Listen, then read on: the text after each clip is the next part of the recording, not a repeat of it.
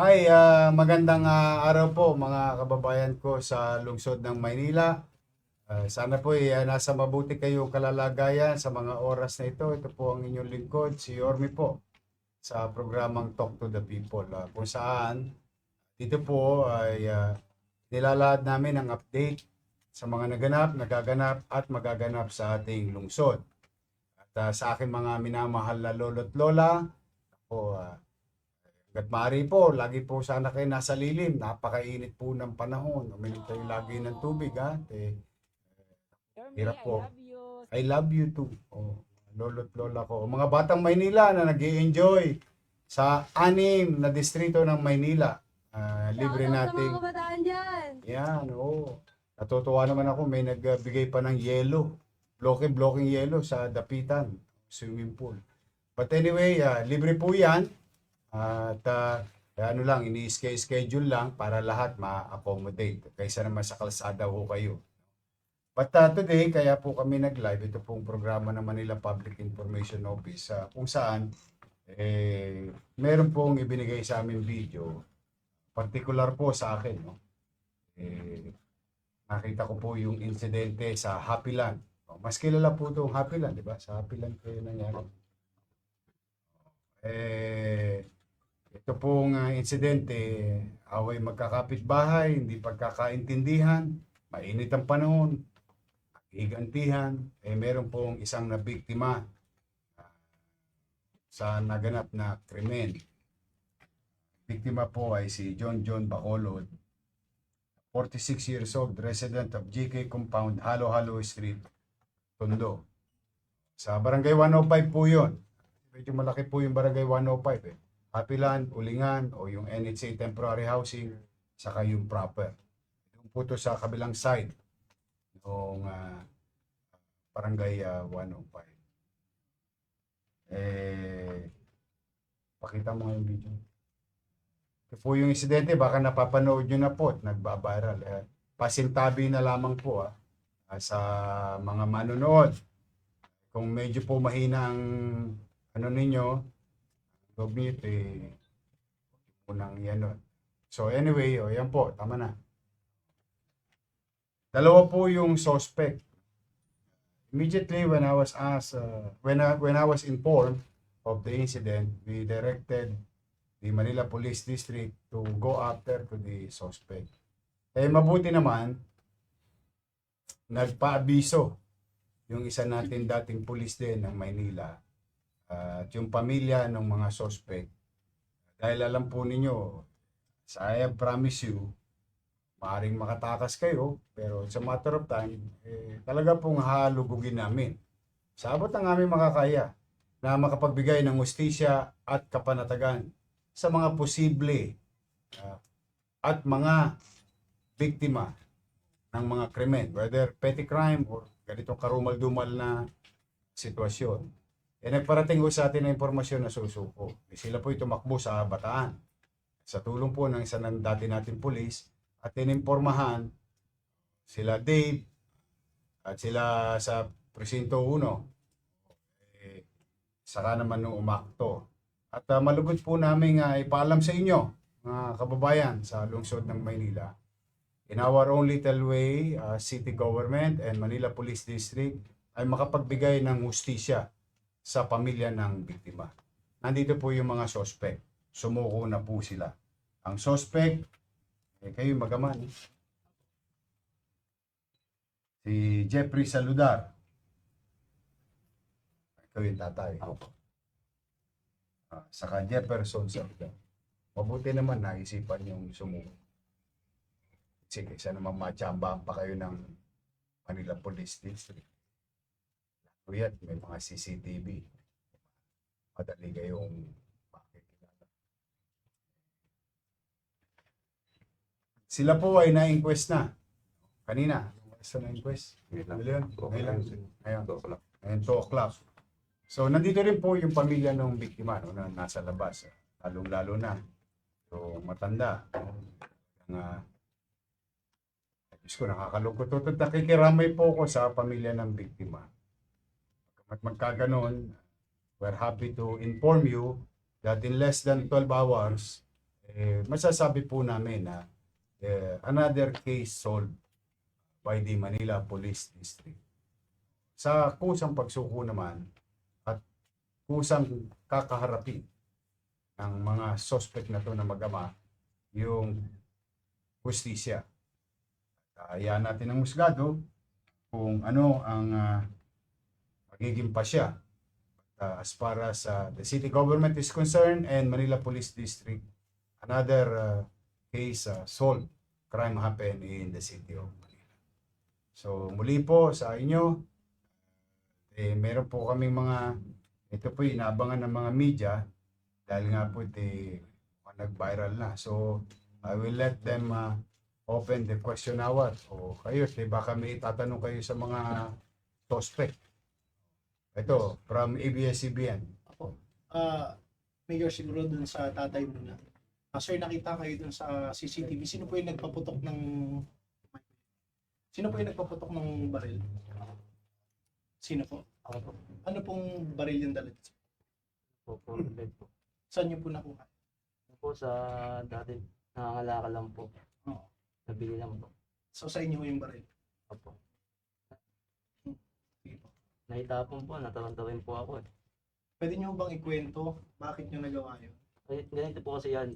Linggo po ng hapon, nagbabasketball sana po ako. Tapos biglang may tumakbo sa likod ko. Ito nga po si Kuya Bunso, may hawak na patalim. Tapos napatingin po sa akin, tumakbo po ako sa court. Buti nga po, nakatalon nga po ako eh. Kung hindi, nabutan po, ang dami ko pong gasgas dito. Tsaka po sa tuhod. Tsaka Lunes po, tapos nagka-bladder po kami nun. Tapos pumunta po kami sa bahay, tinatago po ng magulang. Tinatago po ng magulang. Tapos Lunes po ng umaga, nakita ko po siya kay Kagawad Bal, nagko-computer. Kinumpronta ko siya, bakit niya ako ginanon, wala naman po akong kasalanan sa kanya. Ang sabi niya po sa akin, putang ina mo, huwag mo akong pinagkakos, babarilin ko dalawang mamaya. Sabi niya po sa akin ganun. Tapos paglabas ko po ng GK, nakita ko naman po si Airpot, sabi ko pa, Bunso pa, galit pa sa akin, tapos nagbabantaan pa ako. Ayun, nakita po namin siya dun sa kapitulan po ni kay Jojo. Pinausap po namin siya. Tapos malayo po siya, nakaupo siya, nagko-computer eh. Doon po kami sa may pinto. Ayun, habang nag-uusap kami, imbis magpakumbaba siya kasi wala naman po akong kasalanan sa kanya. Pinagpipilitan niya po na may kasalanan ako sa kanya. Kahit wala naman. Tapos tumayo po siya, taas na bubunot sa akin. Bubunot po, lalapit po sa amin eh. Siyempre ako naman po, pinaputukan ko na po bigla. Ayun po yung pangyayari, kaya ba't ko po nagawa yun? Eh wala naman po talaga akong ginawang masama sa kanya eh. Napapatay po yun. Ang Kasi, intention po, siyempre ako po magulang. Bilang magulang po, ayaw ko po kasi mawalan pa ako ulit ng anak. Sino po kayo naroon yun? May mensahe ba kayo, sir, sa pamilya? Nga po, total nandiyan na po yan eh. Nangyayipos ka nila ng tawad. Hindi ko po talaga intention na patayin yung anak niya. Siya po talaga Ang intention ko po talaga na malaman ko lang kung anong punot dulo, anong kasalanan ng anak ko. Nung namatay kasi anak ko, lalo nang nagawa eh. Sir, kung hindi niyo intention, Namatayan ka rin ng anak dati. Ano naman ang Ano pangyari? po, meron pong nakaway po yung anak ko. Ito, paano Dahil yun? sa away. Hindi natanggap ng kabilang panig na talaga biyado yung anak nila ngayon. Yung pauwi ng anak ko galing trabaho, ito pa nga. Ano po mangyari ulit sa anak ko eh? Wala nung kasalanan ng anak ko. Hirap talaga maging ama. Siyempre, pinumpronta ko siya. Hindi ko naman hangad talagang patayin siya. Ang hangad ko lang talaga na maliwanagan ko lang na kung anong kasalanan ng anak ko. Pero parang Kung pwede mareglo, kumbaga. ako po magulang, baka mamaya sa kanya humingi ng pasensya. Wala naman, mabait naman po tayong tao. Pero, tinong po tayo sa gulero eh. Kaya yun. Yung maximum po sa amin ng bunot eh. Yung pamimigilan din po namin buhay namin. Lalo po talaga, pamapatay po talaga yun. may dala ko ba siya? May dala Kung siya. may dalawa, hindi ko bubunot ng walang dala yun. Ano po yung dala niya? Maring ba ako chilyo, gano'n. Pero sir, kung hindi niyo intention nakita dun sa CCTV na talagang Sa galit na lang ilang po beses talaga. niyo nang Ang gigil eh. Galit na lang po talaga ng anak ko yun, sir. Dahil sa ano po eh. Wala naman po Tinago po siya ng ginagawa kutsilyo niya po nun. ako. Yung anak ko naman pang napiraman niya ng buhay ng araw na yun. Ano naman pong yung anak ko. Wala naman po kasalanan yung anak ko. Marami pong testigo doon. Saka ayaw ko na rin ano. Marami po maglalaro. Tinawag po ako kasi may dayo nga po. Maglalaro po. Hindi naman to droga-droga. Ay, wala Hindi po. po, mali po Nagugulat yung na nga lang po kasi, kami. Mukha namang hindi gumagamit ka ba? Hindi po. Hindi po. Mukha namang hindi. Nagulat nga po ba't sa balita. Droga po yung ano eh.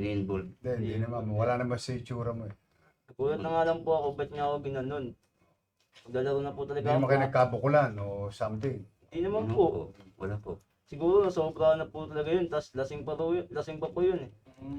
So, parang natripan ka nung araw na yun. Opo. Yes, Opo. please. Sir, sorry po sabi niyo po hindi niyo po hangad or hindi niyo po sinasadya na umantong po sa patayin po yung victim natin. Pero bakit po may dala po kayong baril noon tsaka kutsilyo? Kung wala po talagang plano, manakit man lang o ano. Ma'am, ako po, parang sa sarili ko lang po, ma'am, depensa ko na lang po yun, ma'am. Kaya lang ko po, ma'am, yung tao na yun, ma'am, talagang pumapatay po yun, ma'am. Kasi siya na naman Siyempre po po. nagbigay ng motibo. Lalaban Ang po araw sa po na amin. yun, siyempre, alam Aasin ko po ng pumapatay bullet po yun eh. Siyempre, pagharap po sa kanya, parang self-defense lang po talaga sa sarili namin yun.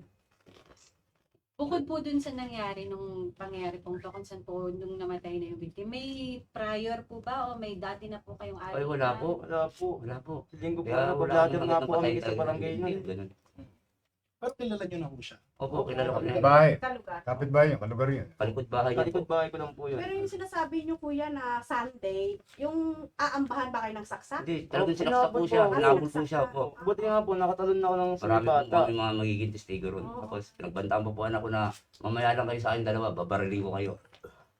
Ano po sabi niya? So, gumanti kayo. Parang Hindi po ganun. kami gumaganti. Hindi, Ang hangad ko po po namin. kasi, sabi ko sa anak ko, anak, huwag kang gagawa ng hindi maganda. Ako na bahala, kakausapin ko. Baka mamaya, siyempre bilang magulang, humingi sa akin ng dispensa. Kung ano po, hangad ko. Tapos naglalaro po siya ron ng computer kay Jojo. Kung hangad po namin napapatayin yun, hindi ko na po siya interest na tawagin. Hindi na po namin siya Dahil nakatalikod nakausap. po siya eh. Kung talaga interesado kang pumatay, antimano susugod na ako, papatayin ko siya. Pero hindi ganun ang ginawa ko. Tinawag ko pa siya, bunso. Ano ba kasalanan ng anak ko siya? So, Kaya lang, ba't parang pinanggigilan? Yun nga. ito po, nanggigil na po yung anak ko. Mayor, kay Wala po. Nagdilim ang paningin mo. Isa ginawa nga po sa kanya nung ano eh. Nung linggo ng hapon, yung maglalaro siya ng basketball. Kasi masyadong sobra galit eh. So, Kaya nga po eh. linawin lang natin, sir, ha? May dala kayong armas, pang self-defense lang, just in case Opo. na unahan kayo. Opo, kaya may Kasi dala po ang parating ang gusto yun nyo lang sana Sabi- mangyari ay humingi ng tawad sa inyo Opo. o humingi ng Yung pasensya. pasensya na Pero, po, oh. since nagmatapang pa siya, Dinuduro doon kayo pa po kami. nag-trigger. Mayor eh, yung gabi ng mga ano, Hindi naman po sa dinuduro amin. pa po kami Ano, magkama. Siya po nagbigay ng motibo, lalapit po sa amin, action ng bunot. Hindi Kaya nga po po, kami lumapit sa kanya. Siya nag-intention na lumapit sa amin, binubunutan pa kami. kaya po nangyari. Nakikita naman po sa CCTV mga pangyayari. Tsaka marami Anyway. po mga pagpatuloy. Anyway, dahil Basta- sa kasalanan po namin, pumatay po kami. Parang pinagbigay, alam nyo rin nung sa barangay, parang supposed to be that date at may patawag sa barangay daw. Opo, Opo. eh, tinatanggi pa po ng magulang na wala. Ano po At sabi? tinatago po ng magulang na wala raw po yung anak niya roon. Samantalang marami po nagsasabi na ang anak niya na nasa loob. Tinatago po ng magulang. Report niyo po sa barangay. Opo, pinablatter po namin. Ang intention ng barangay, ipapatawag. Kasi hindi naman mapatawag ay yung magulang nga, sinasabi wala raw doon. Kayo na lang nag-confirm. Kaya kayo po, opo.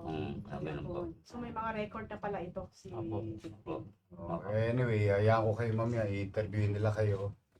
It is important, kailangan yung karapin yung ginawa niyo. Siyempre po kasalanan din po yung ginawa namin. Tanggap naman po namin. Yun ang importante. Kasi kailangan makamit ng hustisya yung biktima. Eh. Mm. Maaring mali siya, maaring tama kayo, maaring mali kayo, maaring tama siya. Mali po talaga ginawa namin. Pero hindi natin pwede i-justify yung Mga katwiran na po, Oh, mali hindi po na. yung ginawa namin eh. yun. Yun ang importante. Naintindihan kita, pare-pareho tayong ama eh. Malagay mo sa talagang minsan, makakapag-isip ka. Kaya lamang hindi natin pwede ilagay sa batas. Kaya nga po, ganun po ang kamalian. Sa kamay natin ang batas. Kaya maging takdang aral sa mga manonood. Kasi ito, ang duda ko, away kapitbahay ito. Typical na to. Pag ano lang yung anak ko talaga. Kaya lang, pagpapalaga sa buhay, kailangan laging mangingibabaw. Kaya, lalo ngayon, mainit. Init ang ulo, hirap ng buhay, patong-patong. Kaya mag-iingat kayo kasi sayang naman. May anak ka pa bang iba? Pero po, O, may asawa ka. Tulad yan, pag nahuyo kayo. Ikaw, may anak ka na ba? Opo. May pamilya ka rin.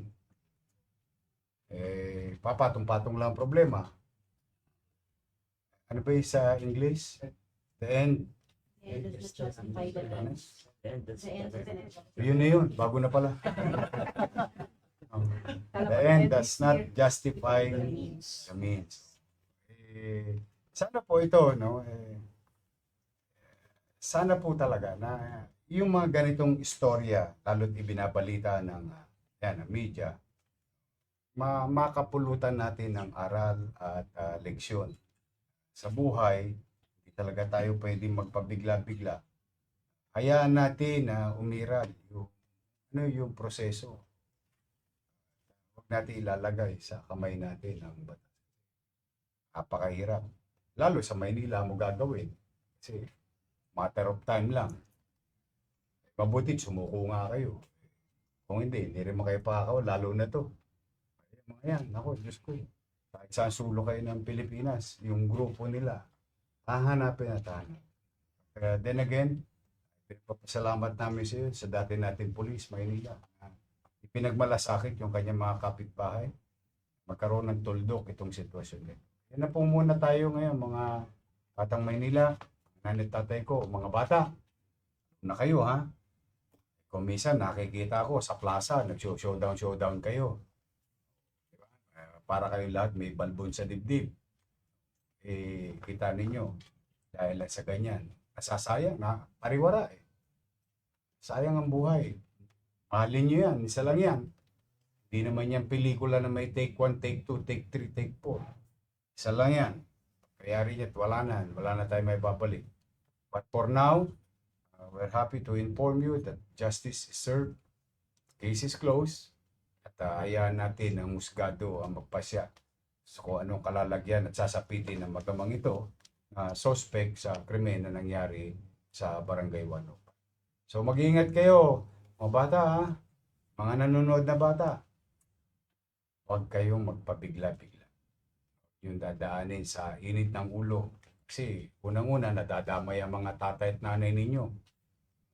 Sino mang ama, sino mang ina, pag nakita na argabyado yung kanyang anak, siyempre, nakapangukulo ng dugo yun. Tapos, magsasalubong-salubong kayo sa intersection. Kayo din naman nagkikita sa finance. Yung habaan natin ang ating pasensya at ipagmalasakit ang kapwa at higit sa lahat pagpapahalaga sa buhay. Yan sana ang umiral sa atin. Muli po, maraming salamat at maraming salamat sa MPD. Thank you. Doing a good job. Yan po sila. Sa harapan ninyo at mag-ingat po kayo. Maraming salamat po.